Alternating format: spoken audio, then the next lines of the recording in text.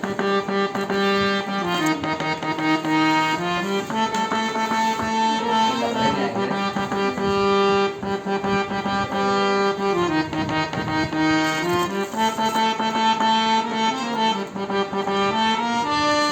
दाता सबका साथी, शुभ का यह संदेश है। माँ की गोद पिता का आश्रय,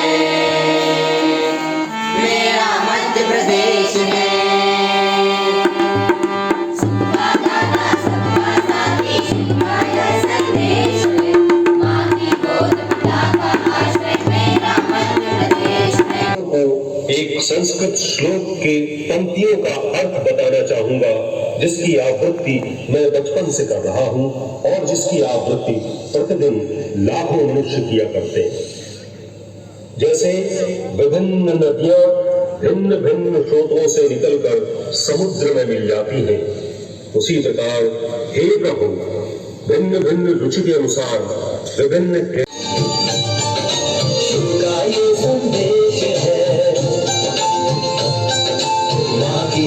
पिता का आश्रय,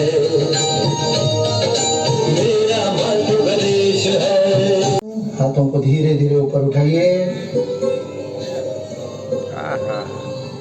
पूरी तरह से पीछे की ओर झुकिए।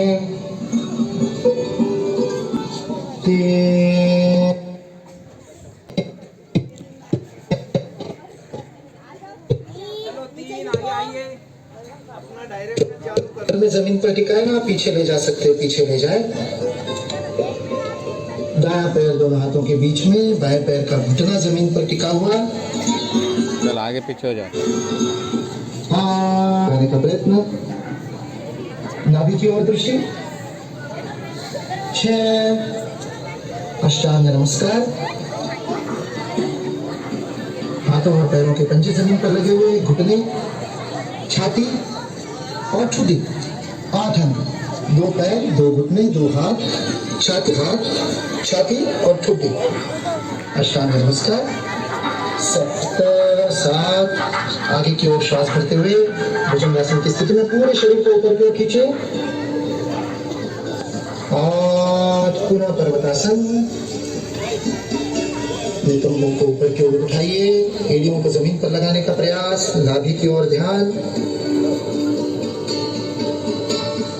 9 अश्व संचालनासन की स्थिति पुनः। अपने बाएं पैर को अब हमने आगे लिया है। 10 दाहिने पैर को भी आगे लीजिए, पादहस्तासन। सिर को घुटने की ओर ले जाने का प्रयास।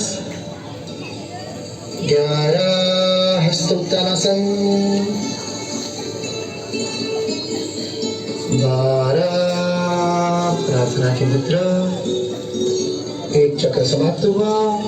अगला श्वास सामान्य, एकाग्रता का अनुभव, विनम्रता व धैर्य का विकास होता है इस आसन से।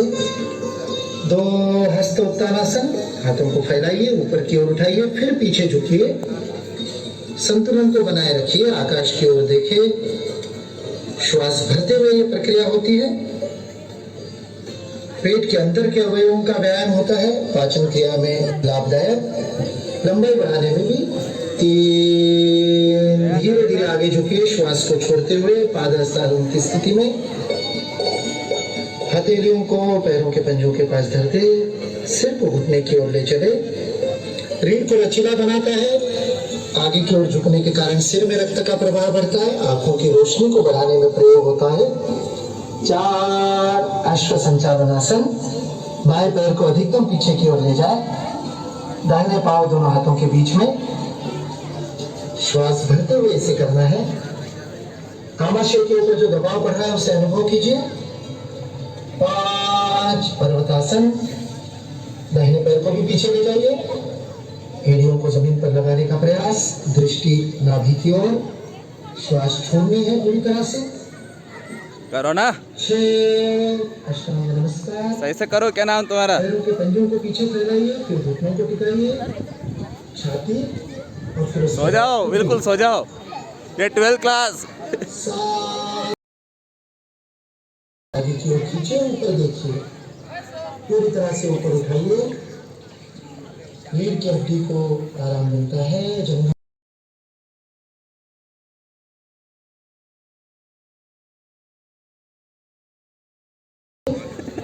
सो गए बिल्कुल। हाथों और पैरों की मांसपेशियों को और तंत्रिकाओं को आराम मिलता है। ये 12th क्लास सही से नहीं कर रही है। अश्व संचालनासन। अब बाएं पैर को आगे बढ़ाएं, पूरक स्थिति, दाहिना पैर पीछे ऊपर, दृष्टि की ओर। 10। दाहिने पैर को भी आगे बढ़ाएं, पादहस्तासन की स्थिति। 11 हस्तोत्तानासन। आत्मविश्वास की वृद्धि, रीढ़ को पीछे झुकाने के कारण। झुकाओ। 12 प्रार्थना की मुद्रा। द्वितीय चक्र समाप्त हुआ, हाथों को नीचे छोड़ दे, आराम की स्थिति। उतना धीमे धीमे करें। दूसरा चक्र, बाई नासिका को भरिए, जितना धीमे कर सकते हैं। क्या ध्यान श्वास पर, नासिका के अंदर श्वास का स्पर्श अनुभव कीजिए, रोकिए नहीं कहीं। बाएं से पूरा होने पर दाहिने से छोड़िए, फिर दाहिने से भरिए और बाएं से छोड़िए। 15 में हल्की सी ठंडक का अनुभव। जब प्रश्वास को बाहर छोड़ते हैं तब हवा में हल्की सी गर्माहट अनुभव करें। तीसरा चक्र, अपनी अपनी गति से करें, कहीं जबरदस्ती नहीं, कहीं पर जोर ना लगाए, श्वास को ना रोके, नियमित रूप से चलता रहे। बाएं से भरे, दाहिने से छोड़े, दाहिने से भरे और बाएं से छोड़े। दोनों हाथों को नीचे छोड़ दे। जब तीनों चक्र पूरे हो जाए, आंखों को बंद करते हुए महसूस कीजिए दोनों नासिकाओं से समान रूप से श्वास चल रही है। प्राणायाम के अभ्यास से, अनुलोम विलोम से श्वास का संतुलन होता है, सभी नाड़ियों में शुद्धि होती है, शरीर स्वस्थ स्वच्छ होता है अंदर से। ऐसे नाड़ी शोधन प्राणायाम या नाड़ी शुद्धि प्राणायाम भी कहा गया है। शांत भाव से अनुभव करें। अगले प्राणायाम के अभ्यास की ओर बढ़ते हैं। भस्त्रिका प्राणायाम। श्वास को गति से लेना और छोड़ना, किंतु ध्यान रहे अधिक गति से श्वास को लेने और छोड़ने का अभ्यास नियमित अभ्यास के बाद ही करना चाहिए। इसलिए शुरुआत में हम मंद गति से, फिर मध्यम गति से, फिर तीव्र गति से करेंगे।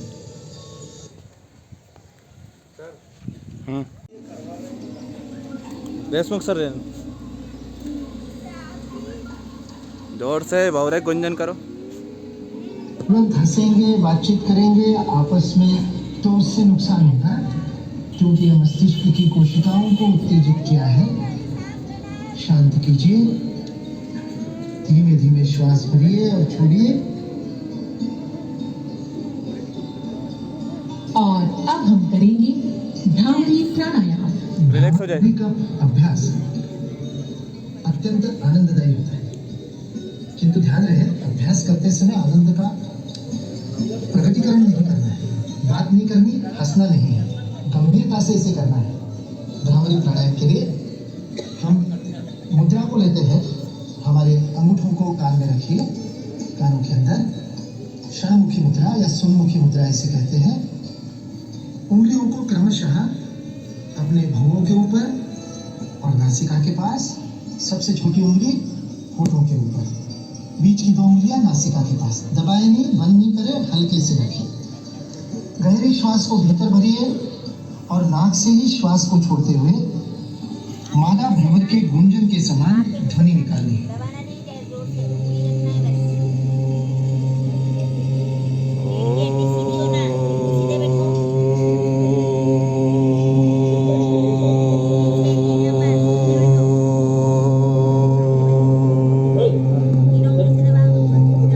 देखना नहीं है। सामान्य रूप से जहाँ तक श्वास आप छोड़ सकते हैं वहां तक गुंजन करें, जबरदस्ती ना खींचे।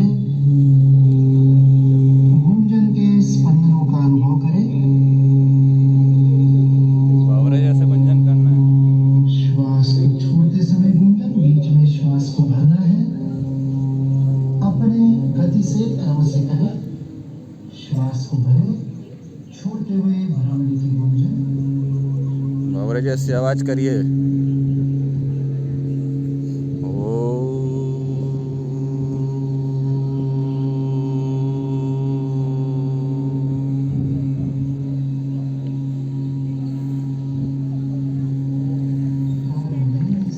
भ्रामरी प्राणायाम को 3 से 10 बार तक कर सकते हैं।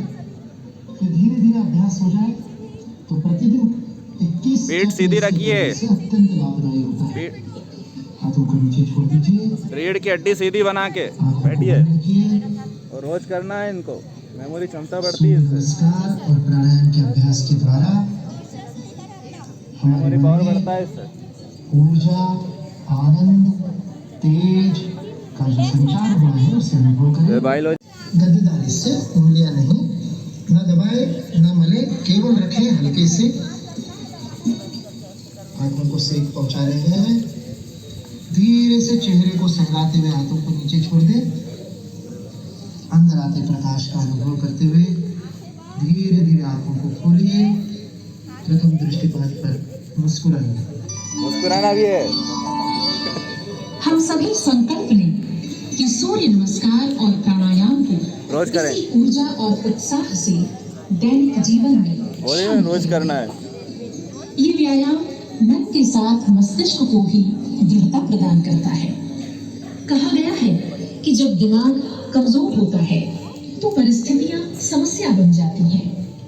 जब दिमाग स्थिर होता है तो परिस्थितियां चुनौती बन जाती हैं। परंतु जब दिमाग मजबूत होता है तो परिस्थितियां भी अवसर बन जाती हैं। बहुत बढ़िया।